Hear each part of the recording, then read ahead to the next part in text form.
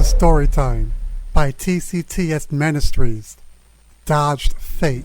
I was really irritated and angry with one of my co-workers that night at work, which put me in a very bad mood. So after work, I stormed out of the building and quickly made my way for my car, which was parked in the company's parking lot. I turned on some relaxing music, hoping it would help to ease my frustrations as I drove onto the expressway for about a half hour that led me close to my destination. Right when I was getting ready to exit the expressway to the inner loop, an old lady had somehow gotten in front of me and began driving really slow.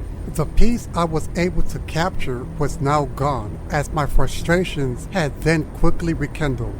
I became even more frustrated when all my efforts to go around her had failed due to her driving in the center of the narrow road. I began beeping my horn and yelling for the woman to move out of the way, but she remained unfazed by my angry outbursts and just continued her slow drive all the way to my destination before then turning down another street.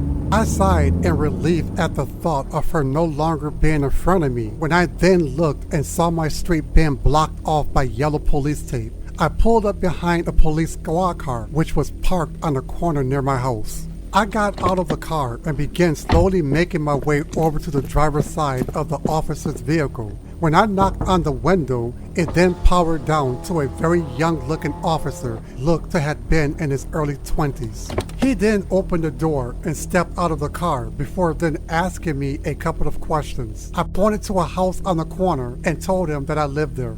He told me that there was a shootout about 20 minutes before I pulled up. He then continued and said that I was very lucky to have dodged my fate because had I gotten there a little earlier, could have been my demise. He then got back into his car, leaving me standing there in complete horror.